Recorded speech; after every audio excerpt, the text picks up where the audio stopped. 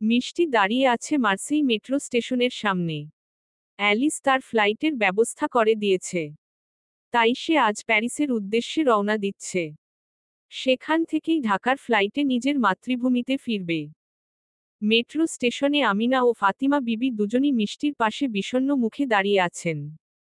আমিনা মিষ্টির উদ্দেশ্যে বলল, তুমি আর কিছুদিন থাকলে কি খুব বেশি অসুবিধা হয়ে যেত মিষ্টি আপু?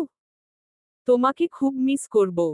মিষ্টি আমিনার মাথায় হাত বুলিয়ে বলে, আমিও তোমাকে খুব মিস করব, শুধু তোমাকে কেন, তোমার মা, তোমার ভাইয়া, এই মার্সেই শহর সবাইকে আমি ভীষণ মিস করব। কিন্তু কি আর করব বলো? আমার পরিবারের সবাই যে আমার ফেরার অপেক্ষায় বসে আছে। তাদের কাছে তো ফিরতে হবেই।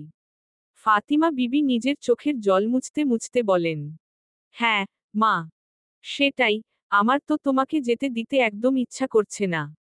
কিন্তু তোমার পরিবারও যেন দুশ্চিন্তাগ্রস্ত।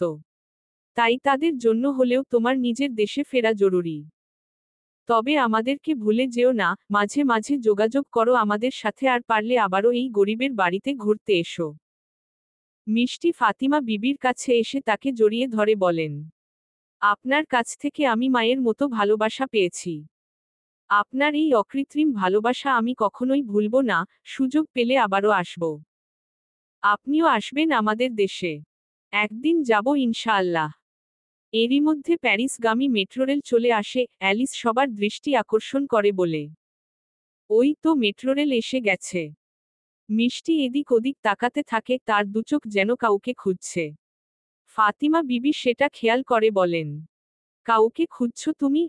মিষ্টি কিছুটা সংকোচ প্রকাশ করে বলে, মিস্টার ইয়াসিন আল খলিলি কোথায়? সকাল থেকে তো ওনায় দেখছি না। গতকাল শেষবারের মতো দেখা হয়েছে। কিছুদিন থেকেই উনি এভাবে আমায় এড়িয়ে চলছেন। আমি কিছুই বুঝতে পারছি না। উনি কি কোন কারণে আমার উপর মনক্ষুণ্ণ হয়েছেন? আমিনাও বলে ওঠে, হ্যাঁ, তাই তো।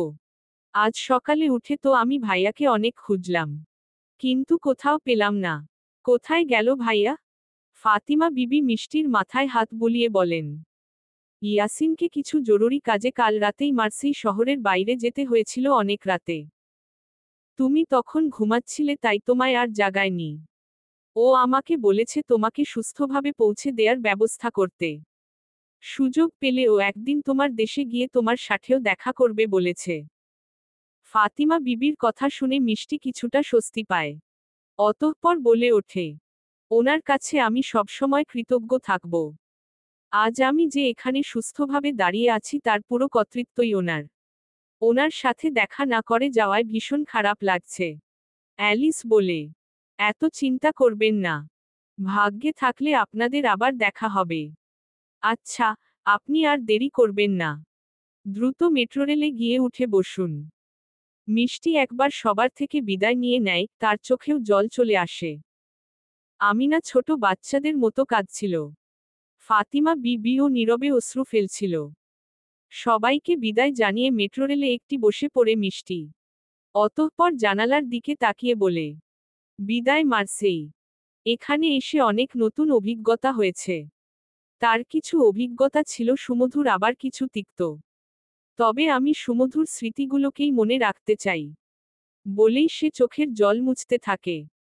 কিছু সময় পরই মেট্রোরেলটা প্যারিসের উদ্দেশ্যে রওনা দেয়।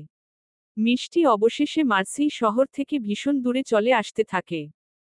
ছুটে চলা মেট্রোরেলের দিকে তাকিয়ে দূর থেকেই নীরবে অশ্রু বিসর্জন দিচ্ছিল ইয়াসিন। তার কষ্টের সব সীমা যেন আজ অতিক্রান্ত হয়ে গেছে। মিষ্টি নামক মেয়েটা পরস্ত্রী, তাকে নিজের বন্ধুর মতো দেখে এসব জানে সে। তবুও তার প্রতি তৈরি হওয়া অনুভূতিকে মিথ্যা বলতে পারে না সে। ইয়াসিন ছুটে চলা মেট্রোরেলের দিকে তাকিয়েই বলে, আমাকে ক্ষমা করবেন মিষ্টি। আপনাকে বিদায় দেয়ার ক্ষমতা আমার নেই। আপনার সাথে দেখা করলে আমি আপনাকে আর যেতে দিতে পারতাম না। আপনাকে নিজের কাছে আগলে রাখার নিষিদ্ধ অনুভূতি যে তৈরি হয়েছে আমার মধ্যে। এত বড় পাপ আমি করতে পারতাম না। তাই আপনাকে নীরবে বিদায় দিলাম। ভালো থাকবেন, আপনার জীবনের সুখের আশা করি। ইয়াসিন এসবই ভাবছিল, তখন হঠাৎ কেউ তার পিঠে হাত রাখে। ইয়াসিন নিজের চোখের জল মুছে পেছনে ফিরে তাকিয়েই দেখতে পায় নিজের বোন আমিনাকে। তাকে দেখে কিছুটা চমকে ওঠে। আমিনা ইয়াসিনকে উদ্দেশ্য করে বলে, তুমি কেন মিষ্টি আপুকে কিছু বললে না ভাইয়া? তুমি কেন বললে না তুমি আপুকে ভালোবাসতে শুরু করেছ? আমিনা, আমি তোমার চোখের দিকে তাকিয়েই তোমার মনের কথা পড়তে পারছি। তুমি কতটা কষ্টে আছো। আমি কিছু দিন থেকেই সবটা খেয়াল করেছি। কাল রাতে যে তুমি লুকিয়ে আমাদের রুমে এসেছিলে, অতঃপর মিষ্টি আপুর মাথার কাছে বসে যা যা বলেছ আমি তার সবটাই শুনেছি। কেন এমন করলে ভাইয়া? মিষ্টি আপুকে আটকানোর চেষ্টাও করলে না, আর না তো তাকে বিদায় জানাতে এলে। এসব করে যে তুমি সবথেকে বেশি কষ্ট পাচ্ছ? ইয়াসিন দীর্ঘ শ্বাস ফেলে বলে, পৃথিবীর সকল অনুভূতি প্রকাশ করতে নেই বোন। বিশেষ করে কিছু অনুভূতি থাকেই এমন নিষিদ্ধ। মিসেস মিষ্টি অন্য কারো স্ত্রী, তার প্রতি অনুভূতি থাকাই তো পাপ। কিন্তু তার স্বামী তো মারা গেছে। ইয়াসিন কিছু একটা ভেবে বলে, সত্যিই কি মারা গেছে? মানে, কিছু না বলেই সে মুখটা সরিয়ে নেয়। প্যারিস মেট্রো স্টেশনে পৌঁছে গেল মিষ্টি। অতঃপর ধীর পায়ে মেট্রোরেল থেকে নামল। মার্সেইয়ে নিজের চেনা পরিবেশ থেকে এখন অনেকটাই দূরে সে। মিষ্টি নিজের ট্রলি ব্যাগটা হাতে নিয়ে সামনের দিকে এগোতে লাগল। এই ব্যাগে তার যাবতীয় জিনিসপত্র রয়েছে। মেট্রোরেল থেকে বের হতে যাবে এমন সময় খেয়াল করল মেট্রোরেলে কিছু পুলিশ সবার জিনিসপত্র চেক করছে। মিষ্টি ব্যাপারটায় খুব একটা মাথা ঘামালো না। বাকি সবার মতো লাইন করে দাঁড়ালো। মিষ্টির পালা আসতেই তার ব্যাগ সার্চ করা হলো। মিষ্টি স্বাভাবিকভাবেই দাঁড়িয়েছিল। তার ব্যাগ সার্চ করতে করতেই হঠাৎ এক পুলিশ অফিসার আঁতকে ওঠেন, অতঃপর নিজের সহকর্মীকে কিছু একটা বলতেই সেই সহকর্মী মিষ্টির দিকে বন্দুক তাক করে। মিষ্টি তো ভীষণ ভয় পেয়ে যায়। সে বুঝতে পারে না এর কারণ কি। এমন সময় সে দেখে তার ব্যাগ থেকে কিছু গ্রেনেড ও আগ্নেয়াস্ত্র উদ্ধার করা হয়েছে। মিষ্টি পুরোপুরি হতবাক হয়ে যায়। এসব তার ব্যাগে এলো কি করে? একজন মহিলা পুলিশ এগিয়ে এসে মিষ্টিকে ধরে বলে, তুমি কোন তারা চিহ্ন অঙ্গী সংগঠনের সাথে যুক্ত বলো। তোমাদের পরিকল্পনা কি? আর তুমি কে? কোথা থেকে এসেছ? এসব অস্ত্র নিয়ে করছো? আমি কিছু জানি না এসব অস্ত্র কোথা থেকে এলো। আমার কোন দোষ নেই। এমন সময় হঠাৎ করে পুরো মেট্রোরেলে একটা বিস্ফোরণের শব্দ হলো। চারিদিক ধোঁয়ায় ছেয়ে গেল। মিষ্টিও জ্ঞান হারালো সেই ধোঁয়ায়। চলবে পরবর্তী পর্ব পেতে চ্যানেলটি সাবস্ক্রাইব করুন।